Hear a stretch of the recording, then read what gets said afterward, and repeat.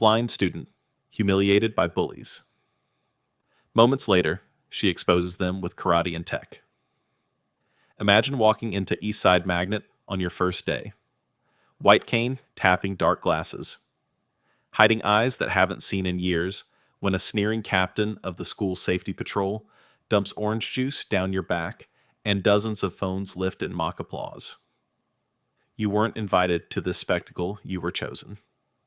But what happens when the target you pick on turns out to be more powerful than you ever imagined? In the next 35 minutes, you'll witness a blind athlete turn technology and truth into the ultimate reckoning.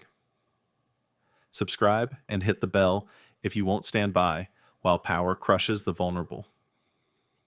Over the next 35 minutes, you'll watch a blind athlete transform public humiliation into a weapon of truth using technology and unbreakable courage to expose corruption.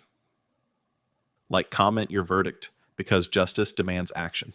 The amber sunrise glinted off the glass facade of Eastside Magnet High as Zara Thompson's cane tapped a steady staccato across the concrete plaza. Atlanta's steamy morning air carried the distant rumble of MARTA trains and the faint hum of traffic on Moreland Avenue.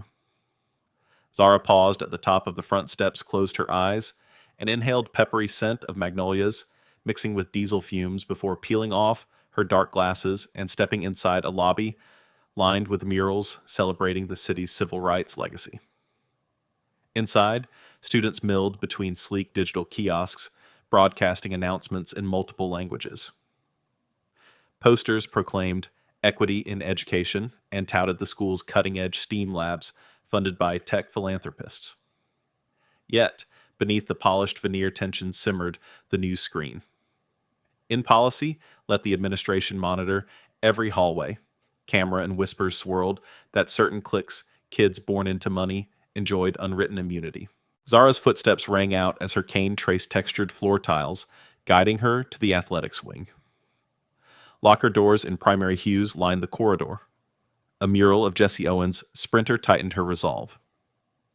At 17, she'd broken city records in the 400-meter dash for 2 years running, despite losing her sight at 9.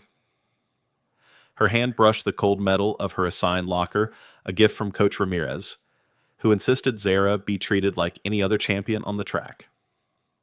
Inside lay her folded uniform, reflective headband, and an Echo Cane prototype from Ethan Kim, a senior tech whiz who'd rigged ultrasonic sensors to offer subtle audio cues whenever obstacles came too close. Zara slid her fingers over the embossed school crest and closed the door gently. As she pivoted toward the gym entrance, laughter tumbled down the hall. She recognized the clipped cadence of Brandon Whitmore, son of the vice principal and head of the student resource officers, surrounded by his security patrol entourage. Their polished badges gleamed. Brandon's voice carried easily. "Watch this. I'll show you why you don't belong here." Zara's pulse spiked, but she kept her shoulders level, letting the tiled hallway swallow her silence. A few feet beyond Mia Rodriguez, her new multimedia classmate nudged her with a grin. "Morning, Zara. I've got the live stream set up for track tryouts." Mia whispered, voice low and warm, her accent a melody from her Puerto Rican grandmother's kitchen. Zara nodded grateful as Mia darted off to prep camera angles. Moments later, Ethan approached, earbuds tucked behind his ears. "Kane's battery's at 93%, he announced quietly, tapping the device in her hand. "I fine-tuned the foam tracking algorithm so it'll pick up stray backpacks, spilled water bottles, even someone sneaking up behind you." Before Zara could respond, the lockers clanged as Brandon swaggered into view. He wore crisp khakis and a tailored polo, his posture perfect as if every corridor belonged to him. "Nice cane," he smirked, voice casual but laced with challenge. "Bet it can't see this." He flicked the hallway fire alarm lever, bathing everything in red warning strobe. Students screamed, phones whipped out to record. Alarms blared. Zara's heart thundered. The cane's quiet beeps accelerated Ethan's algorithm, reacting to the sudden commotion. Zara drew herself, tall heart hammering against ribs honed by sprint training. She threaded through panicked classmates' cane, carving a path through the chaos, her senses a tapestry of echoes. The skitter of high tops, the spray of a spilled water bottle, the hiss of smoke from the alarm system. She found Coach Ramirez at the gym doors, hand on the emergency panel. Recovering, the coach asked with a proud smile. Zara braced herself on the doorframe. Always, she said. As the faculty dispatched, Zara visualized the track ahead, 8 lanes stretching toward the afternoon sun, each one a promise. Today's tryouts would determine the state championship relay team and her final shot at a full athletic scholarship. But first, she had to navigate every hidden trap, the stifled jeers in the hallway, the suit-taped sensors Brandon planted in her locker, the coded insult in the cheerleaders' group chat. Every obstacle was calculated to humiliate a blind athlete until she turned it back on them. Stepping onto the gym floor, the wooden planks whispered beneath her spikes. She steadied her racing blocks by touch muscles primed from years of dojo discipline, another gift from her father, a retired Marine who taught her to fight for every inch. Around her, 20 hopefuls bounded toward starting lines under the harsh white lights. She folded her cane and laid it beside her center lane. The crowd's murmur dipped when Brandon took lane, 4 eyes locked on her. Zara inhaled through her nostrils the sweat, the resin from the basketball court, the faint scent of chalk on concrete, and exhaled fully. In that breath, she carried every injustice, every snicker, every drop of spilled orange juice. She flexed her shoulders. The starter pistol clicked into her mind. When the gun finally cracked, Zara exploded forward, not as a victim, but as a force everyone would have to reckon with. The hallway fell silent. The moment the fire alarm strobe stopped flashing, an eerie calm that smelled of melted plastic and panic. Zara's cane emitted a rapid double beep as the corridor emptied, and she sensed every vibration beneath her feet, the skid of high tops on polished tile, the metallic click of lockers swinging shut, the hushed rush of students fleeing toward exits. Her heart hammered throat tight, but she steadied her breath. This wasn't her first trap. That afternoon, Brandon Whitmore had cornered her in the courtyard under the pretense of apologizing. "Look, Zara, I'm sorry about the juice," he'd said, voice silky and contrite, offering a wad of paper towels. But Ethan's Echo Cane had picked up a faint metallic scrape, Brandon's colleagues planting a cell phone recorder in Zara's bag moments before. Mia's livestream had caught the exchange from a hidden angle, broadcasting it instantly to derange justice for Zara. Within minutes, comments flooded in. "He's playing nice watch out." The digital tide of sympathy surged in Zara's favor, but that only made Brandon's next move more vicious. The scramble to the track tryouts should have been her escape, 6 lanes of rubber waiting like a promise. But Brandon sabotaged that too. Moments before the starter pistol, Zara felt an odd wobble underfoot. Her cane beeped sharply as she crouched to sweep the lane. Someone had slipped a thin, nearly transparent wire tripwire, betraying dirt in the mesh that nearly tangled her spikes. She straightened, heart pounding like a drumbeat in her ears, pressed her fingertips to her thigh to calm the panic, then started on the false gunshot. Her legs burned as she surged forward, chest-heaving muscles screaming. But Brandon's smirk glowed under the stadium lights as he crossed the finish line first. Commentators praised his natural talent, but Mia's stream revealed the wire. The video went viral before the medal ceremony, exposing Brandon's edge and triggering his fury. That night, Zara's dorm room felt unsafe. Someone she didn't know who had slipped a note under her door. "Nobody likes a cheat." The words were scrawled in thick black marker on a scrap of cardboard. Her pulse jerked as she picked it up, knuckles white around the edges. The Echo Cane's foam tracking mode chirped in warning a backpack had been left in the corner too close. Ethan's voice crackled through her earpiece. "Don't touch it. We're sweeping for a tracking device." Moments later, he reported 5 hidden mics and a GPS beacon under her bed. "They're watching you," he warned. Zara swallowed bile, shoved the note into her pocket, and lay awake listening to the ceiling fan. Each whir a countdown to the next ambush. Next morning, brand new scrawls covered bathroom mirrors. "Blind, lead us fake athlete." The harsh fluorescent glare made every letter look tauntingly bold. Zara's stomach twisted, but she didn't flinch. Instead, she braced her knuckles on the sink, felt the cool porcelain, and spoke to her reflection. They can't break me. A janitor. Mr. Barnes winked from the stall next door. He'd found her tilting her head, listening to the damp echo of his footsteps as he mopped. You're not alone, he mouthed, and that small solidarity stoked her resolve. By midweek, the conflict had metastasized into digital war. Brandon leaked partial snapshots of Zara's medical record, a breach of privacy that painted her as a liability to college recruiters. Headlines popped up: top sprinter's injury risk exposed. Sorority sisters exchanged gossip about financial aid cuts. At lunch, Zara navigated past pit bull faces, students muttering and recording her tray, with phones rigged to live stream conspiratorially.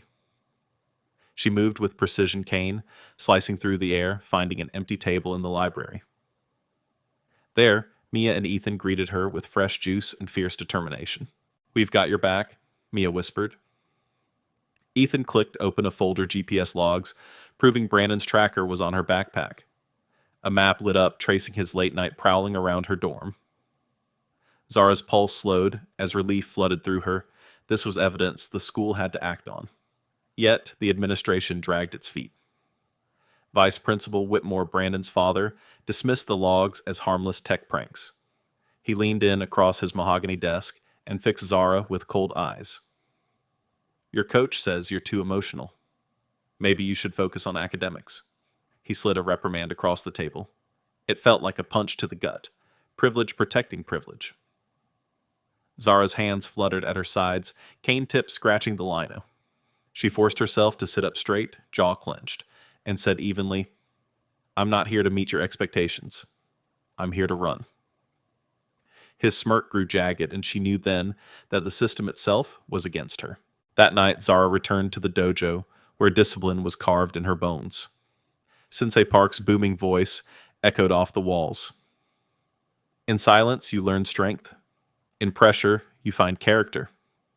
She trained blindfolded every strike and block, a conversation between body and air. Her muscles memorized the patterns etched by years of repetition, and her breathing slowed to a warrior's calm. She felt the floor vibrate with distant traffic, the faint tick of the dojo clock, even the subtle hum of a subway 2 miles away. When Sensei Park finally called time, Zara's shirt clung to her back, sweat tracing the lines of her spine. She slid off the blindfold, heart steady.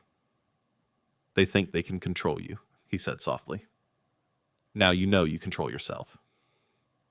The crescendo built at Friday's assembly. The auditorium's seats gleamed under spotlights. Donors, parents, administrators all gathered to laud Eastside Magnet's achievements. Zara sat with Mia, Ethan, and Mr. Barnes in the front row, her chosen family. Brandon swaggered on stage, ready to unveil a new sportsmanship initiative. As he spoke, Zara's cane tapped a slow, deliberate rhythm against the wood floor, her silent metronome of determination. Mia's live stream camera was poised, Ethan's tablet primed to switch feeds. Zara pictured that note, the tripwire, the budging stairs, the stolen juice, all their cruelty distilled into this moment. When Brandon activated the school's AV system, he thought it was his stage. Instead, Ethan's screen flickered, and Mia's voice echoed through the speakers. This is straight justice for Zara. Watch what happens when truth runs free. Unbeknownst to Brandon, Ethan had hacked the feed, overlaying footage of every sabotage: the wire at the track, the tripwire in the hall, the tape under Zara's chair, Brandon planting the GPS in her bag. The auditorium gasped as his own voice accusing Zara of cheating played, followed by images of his father dismantling Echo Cane receivers under her bed. The screen split to show the text messages he'd sent to cheerleaders urging them to insult Zara online. Brandon froze, every accolade evaporating. His chest heaved, face ashen. Administrators leapt from behind their desks, clutching microphones, but Zara's triangle of allies had already taken control. Mia's camera panned to Zara, whose head tilted gently, dark glasses reflecting the shattered facade of privilege. Her voice carried over the stunned hush. You tried to blind me with lies, but I've never needed sight to see your truth. The auditorium erupted in cheers. the legal shield around Brandon crumpling in seconds. In those 12 minutes of conflict's crescendo, Zara transformed every assault on her dignity into evidence of systemic cruelty and turned the spotlight onto those who wielded power without accountability. The walls shook with applause, and in that roar, Zara felt something she hadn't allowed herself before vindication. This was only the beginning. Zara sank into her locker room stall, heart still pounding from the meeting with Vice Principal Whitmore. His clipped dismissal, "Your coach says you're too emotional," had felt like a slap in the face. She slid her echo cane onto the bench, fingers trembling as she replayed every insult, every sabotage. In that moment, she realized silence was consent. She would no longer endure their cruelty in private, she would expose it. She rose, steeling herself with a deep breath that rattled her ribs like a drum roll. The plan crystallized tomorrow's charity gala. Eastside's Grand Equity in Action fundraiser would be their stage. Brandon Whitmore would brandish his polished badge and rehearsed speech parading his father's influence under the chandelier lights. Instead, Zara would hijack every camera, every live stream, every speaker system to reveal the truth. First, she enlisted Mia Rodriguez. Over coffee in the dim corner of the cafeteria, Mia's eyes lit at Zara's low-voiced briefing. "I'll map every camera angle," Mia promised, fingers flying across her tablet. She'd heed a discreet 4K rig in Brandon's reserved seat, linked to her encrypted channel. Then, Ethan Kim tech genius and fellow outsider would infiltrate the AV network. He'd plant a backdoor during soundcheck, switch the feed at precisely 8:30 p.m., and overlay footage of every malicious act tripwires, GPS tags, hacked medical records, time-stamped, undeniable. Late that evening, Zara met Ethan in the lab's shadowy back room. He passed her a slim USB drive. "This contains the override script," he whispered. "When you whisper code word, echo, it triggers the swap. Cameras, mics, even the principal's prompter will broadcast our feed." Zara's fingers tightened around the drive. The weight of it felt like a loaded pistol, terrifying, necessary. Next, Mr. Barnes, the custodian, who had quietly documented every harassment. In the echoing hush of the empty hallway, he pressed a bulging envelope into Zara's hand. Inside were handwritten logs, dates, timestamps, and a micro SD card with footage he'd captured on his mobile. "Your story deserves more than hearsay," he said, voice low as wisdom. "This is the proof." Zara nodded, eyes stinging with gratitude and urgency. Back in her dorm, Zara laid every piece of evidence on her bed: Mia's camera schematics, Ethan's script, Mr. Barnes's logs, and her own journal entries describing the sting of orange juice, the tripwires snap, the GPS beep in her pocket. She closed her eyes and felt the bruises beneath her school uniform, the restless ache of betrayal. "This is for every time they tried to break me," she whispered. Her voice was steady, no tremor of doubt. The next afternoon, Zara donned a simple navy blue dress, the same color as the gala invitations, pairing it with low-profile sneakers for swift movement. She tucked the USB drive into her bra strap, secured the micro SD in her shoe lining, and pocketed her cane. Each click of her heels as she approached the auditorium doors registered like heartbeat echoes in her ears. This was her crucible. Inside, parents in cocktail attire and donors in tailored suits mingled under crystal chandeliers. The hum of conversation buzzed like insects. Brandon stood on stage with the vice principal at his side, boasting of student-led equity initiatives. Zara slipped into the front row beside Mia and Ethan, her fingertips grazing the envelope of evidence in Mr. Barnes's pocket at her side. As the vice principal introduced the keynote, Brandon's scripted address on integrity in leadership, Ethan's voice buzzed in Zara's earpiece. 30 seconds to override. Mia's camera, hidden in Brandon's reserved chair, tilted just enough to capture his smirk as he began. Zara felt adrenaline surge through her veins, flesh igniting from fingertips to collarbone. She nodded imperceptibly. At 3-2-1, Zara pressed her palm against her chest code word, whispered inaudibly, "Echo." In that instant, a flicker rippled across every screen in the room. The slick slideshow vanished, each projector and speaker seized by Ethan's override. Mia's live feed burst to life on the big screen, grain-sharp footage of Brandon's accomplices wiring Zara's cane, Logan setting the hall tripwire, Brent slipping the GPS tracker into her backpack. Gasps thundered through the crowd. Confusion rippled across parents' faces. Whispers surged into shouts. Brandon's voice, live and unfiltered, crackled through the speakers. Yes, I rigged her events. His confession spilled over the ambient noise. Then Mr. Barnes's footage, Brandon's father ordering the tampering footage of him, shutting off hallway cameras, suing a whistleblower janitor. Zara rose from her seat, the auditorium lights dimming as she stepped to the stage. Her cane lay at the foot of the podium, an abandoned witness turned symbol of defiance. She placed the micro SD card in the lectern mic, her fingers brushing the metal cold as truth.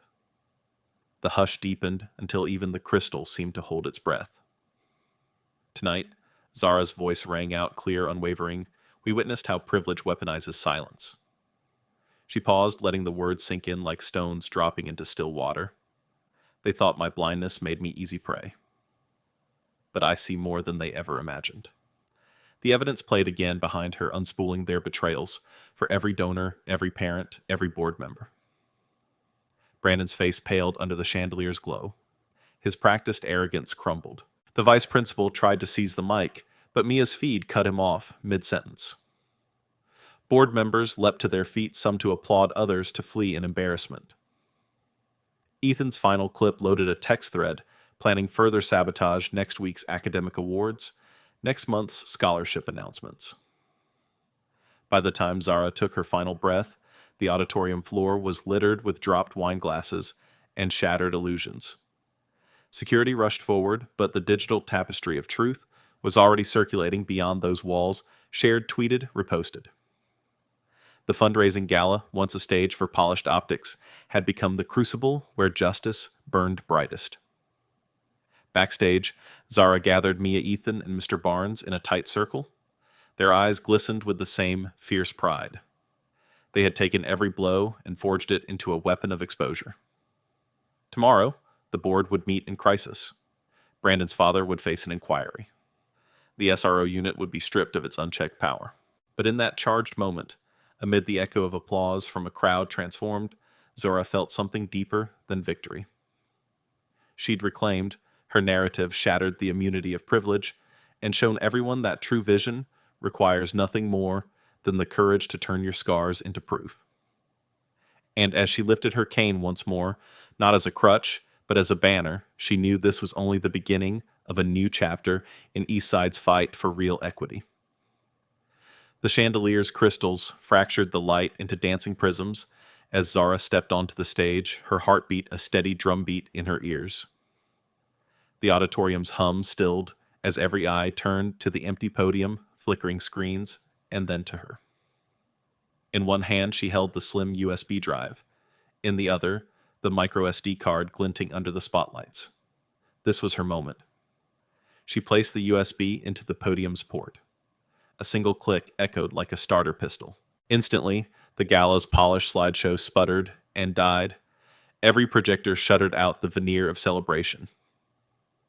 Mia's hidden camera feed burst to life on the grand screens. First Brandon's smug face as he winked at his father backstage. Then the wire at the track.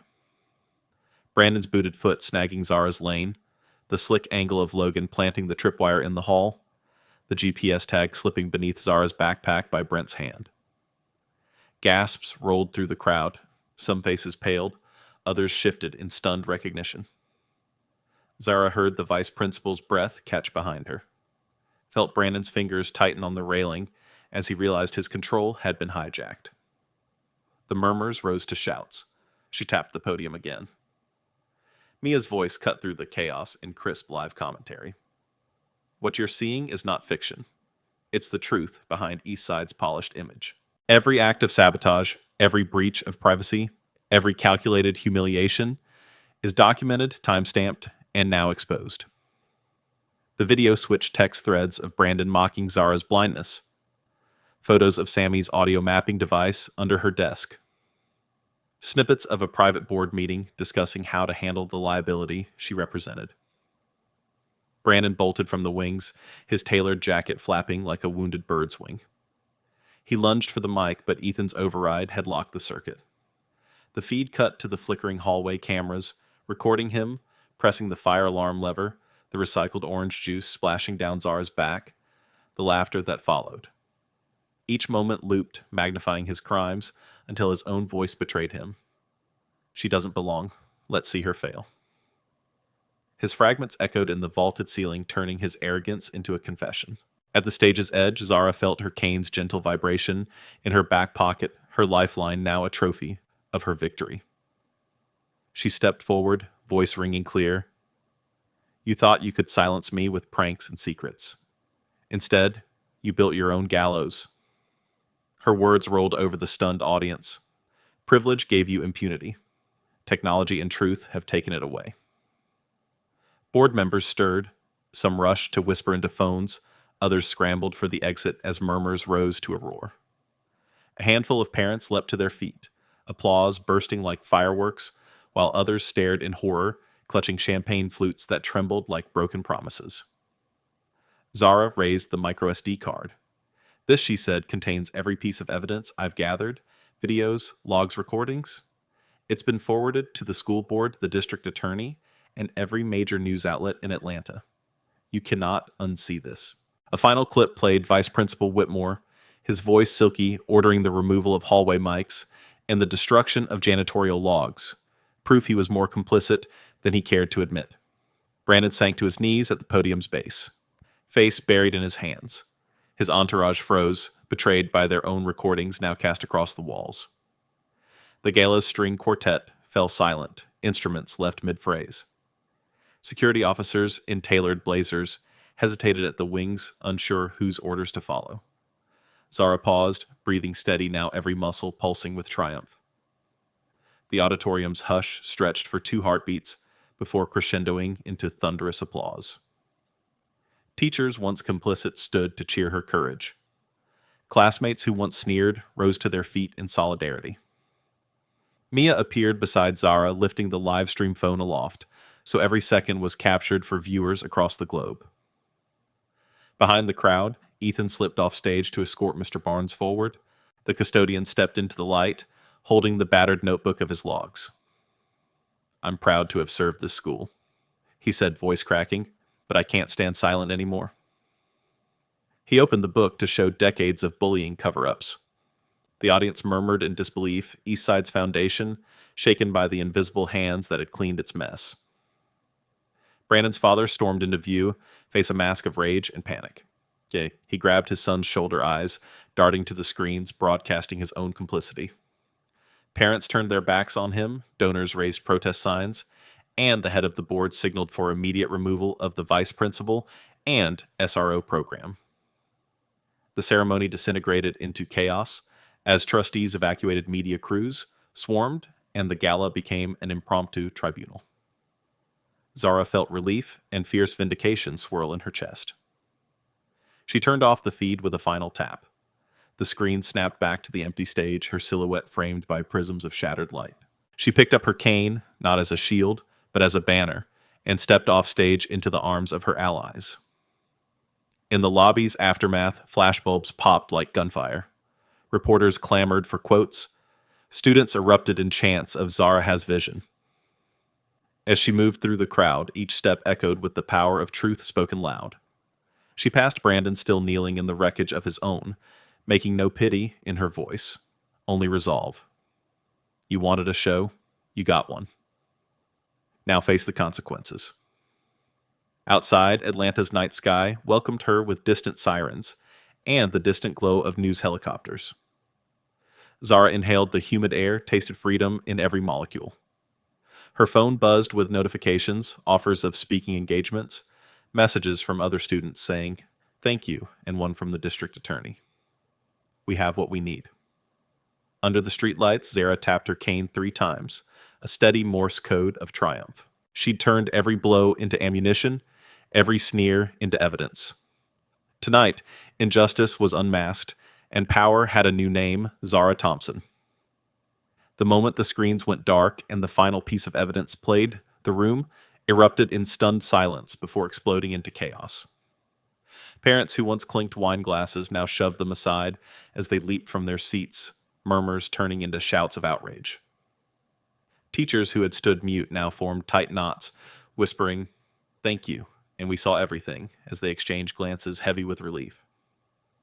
Board members bolted for the stage, but the interim principal raised his hand, voice steady over the din. "This gala is adjourned, effective immediately. Vice Principal Whitmore is suspended pending investigation. The SRO program will be placed under review."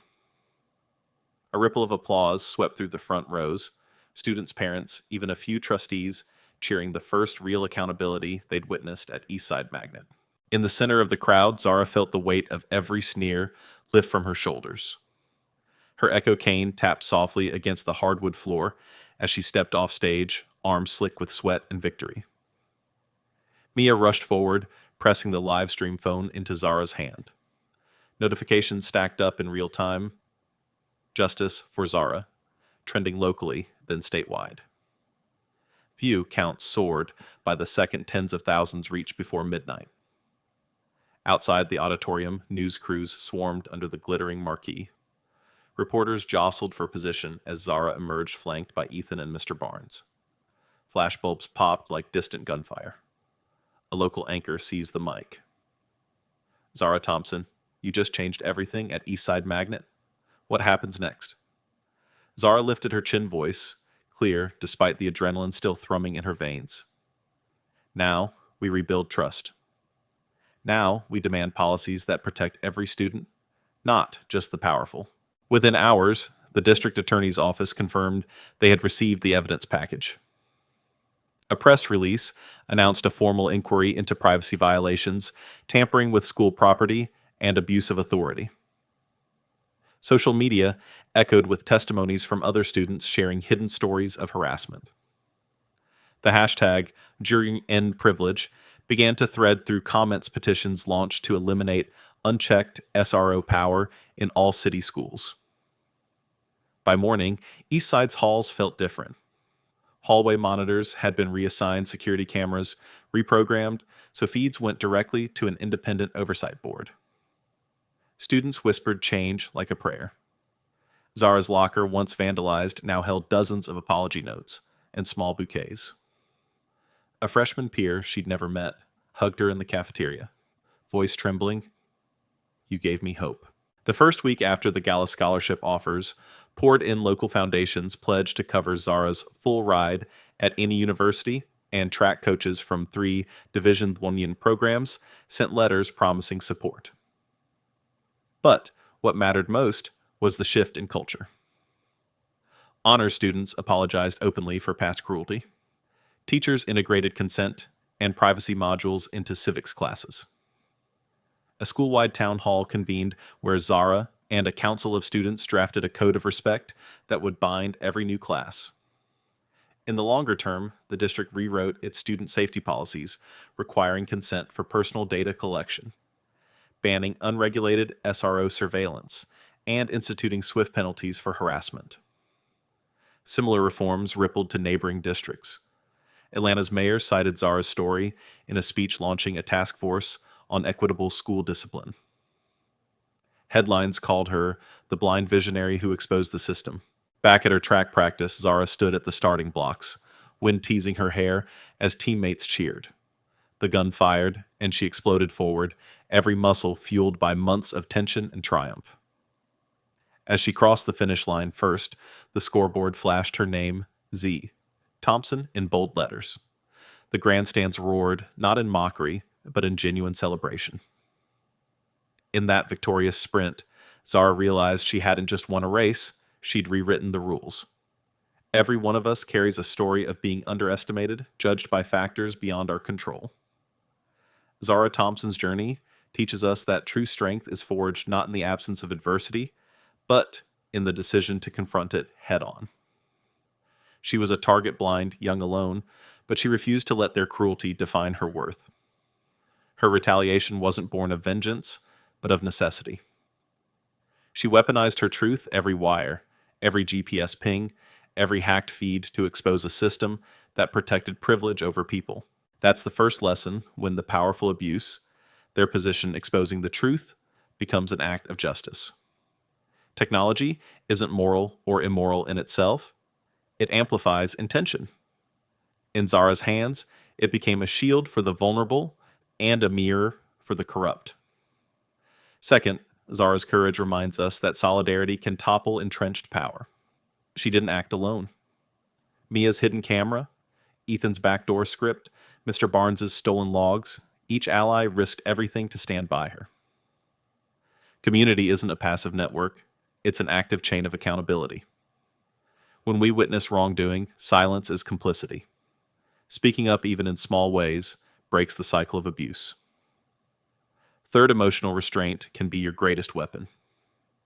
Zara's calm when water streamed down her back, her steady breath at the track, her measured voice on stage, all demonstrated that self-control, under siege, can disarm an aggressor more effectively than anger. She waited prepared and struck with unassailable evidence in hand. Finally, lasting change demands structural reform, not just individual victory. Zara's expose forced East Side Magnet and the entire district to rewrite policies on surveillance privacy and disciplinary power. Real justice transforms institutions, ensuring the next Zara doesn't have to crawl through darkness to shine a light. Ask yourself, what truth do you carry that demands exposure? Who in your life needs your voice? Because every act of courage, every shared burden, every revealed secret moves us from oppression toward equity. Zara's story isn't just her own. It's a blueprint for anyone ready to turn personal pain into collective power. Zara Thompson showed us that when injustice hides behind power, the only way forward is to shine a light on the truth, and that light can come from the most unexpected places. A blind athlete armed with courage, community, and technology forced an entire institution to confront its own corruption. If her story moved, you share this video to remind others that silence is never safe and exposure can be life-saving. Subscribe for more real-life tales of ordinary people taking extraordinary stands, and hit the bell so you never miss the next story of justice in action. Comment below, what would you expose if you had the proof? Your voice could be the trigger that starts the next revolution. Justice may be hard, but together it's unstoppable.